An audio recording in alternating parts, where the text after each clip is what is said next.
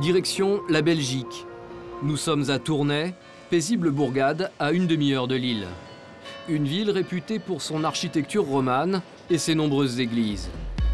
Mais ce qui fait son attrait pour de nombreux Français n'est pas vraiment d'ordre touristique. Ici, les maisons closes sont tolérées. Dominique Alderweireld en possède plusieurs. Ce Belge est plus connu du grand public sous le pseudo de Dodo la Saumure. Depuis plus de 40 ans, cet homme vit de la prostitution, un métier qu'il affectionne tout particulièrement. C'est un métier de tradition. C'est-à-dire que ça a toujours existé. Et bon, moi, par un hasard de la vie, j'ai connu pas mal de tenanciers de bars. Et puis j'avais la vocation, je pense que c'est génétique. Quand même plus agréable que de faire des pompes funèbres ou d'être gardien de prison. Il y a 5 ans, personne ne connaissait ce personnage.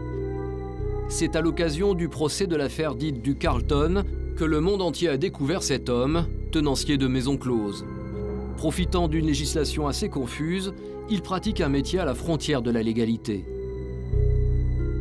Relaxé dans l'affaire DSK en France, la justice belge l'a condamné pour proxénétisme à une peine de 5 ans de prison avec sursis.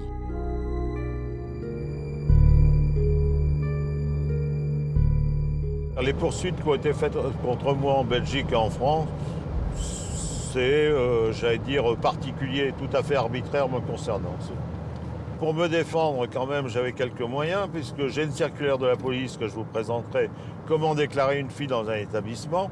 J'ai 2 jurisprudences, dont une de la Cour d'appel de Gand, qui disent que cette activité est tolérée, que les filles sont indépendantes. Il y a, au point de vue droit administratif, il y a beaucoup de communes où je dois payer une taxe parce que j'ai embauché des filles. Bon, mes établissements n'ont jamais été fermés, même une minute. Hein. Des établissements, Dominique Alderweireld en possède 9. Ils sont tous situés le long de la frontière franco-belge pour satisfaire les nombreux clients français. Le 7 sur 7, au nom évocateur, est l'un de ceux-là. C'est un bar vitrine, type de maison close très présent en Belgique. Les prostituées y travaillent, mais vivent également sur place. Bonjour, ça va? Et vous, ça va? Ça va, vieux. Des conditions de vie souvent difficiles, mais qui ne semblent pas choquer Dominique Alderweireld. Régulièrement, il passe leur rendre visite. Si les filles elles veulent venir, tu les invites? Mademoiselle, ça va? C'est aussi l'occasion pour lui de récupérer une partie des recettes du club. C'est ainsi qu'il gagne sa vie. Salut, ça va? Ouais. Tu bois un verre? Oui. Ah voilà. Est-ce que tu as du liquide? Non.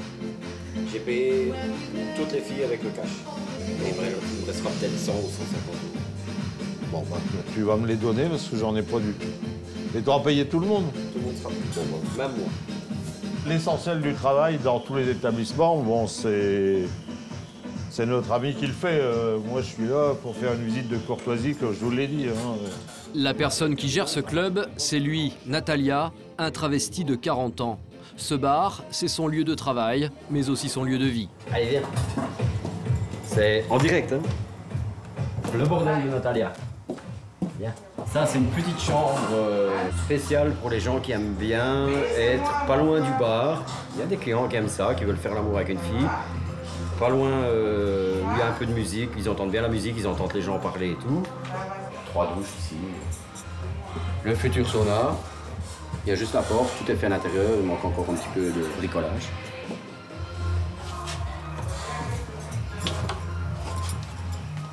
Une des chambres.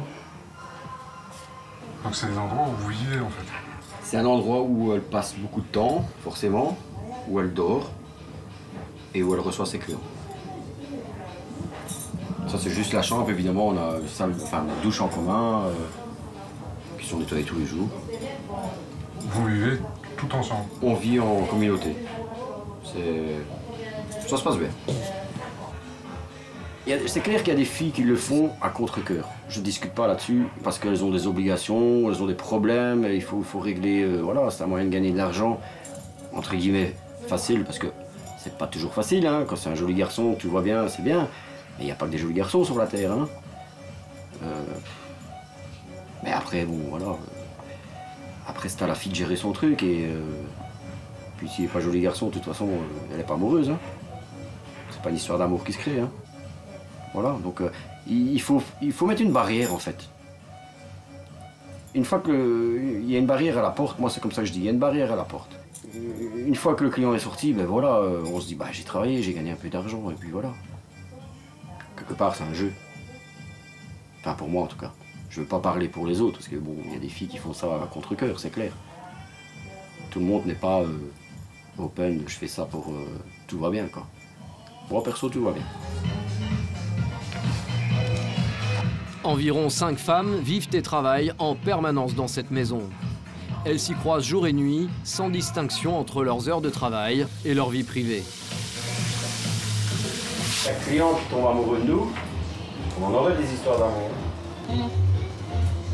Ça c'est vrai. Arrête de bavarder là-bas toi, viens ici. Viens manger alors.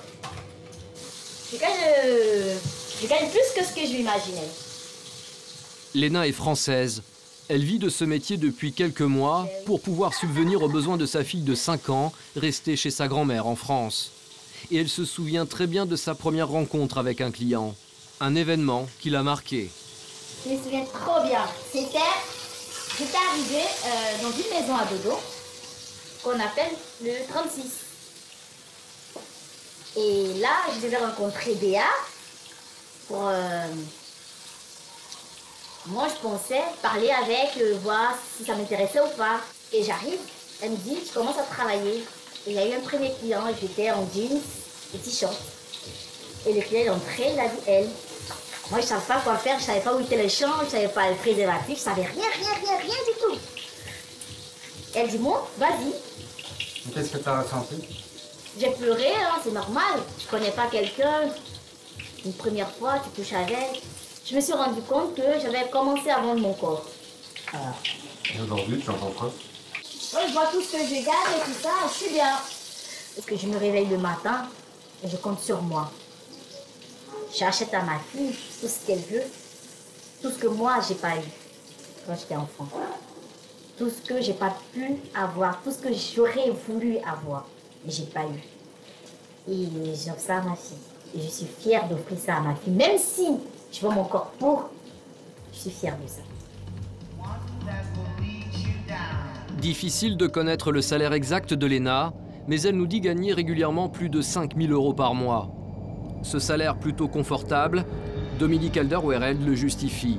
Selon lui, travailler dans une maison close ne serait pas si difficile. À ses yeux, la prostitution serait un métier comme un autre, même peut-être plus facile qu'un autre. Maintenant, il y a une contrainte économique, mais comme tout boulot, hein. C'est pas vraiment du travail pendant 12 heures. Pendant 12 heures, elles vont travailler 3 heures. Non, pas 3 heures, je dis des bêtises. Admettons qu'elles fassent 3 clients en moyenne. Elles vont travailler 1h30. Le reste du temps, ça papote. Et la meilleure preuve, c'est qu'en général, une fille qui a commencé dans la prostitution, il reste. Même si on lui offre autre chose, elle n'a pas envie de travailler, comme vous dites, 12 heures, mais à la chaîne ou bien chez Auchan.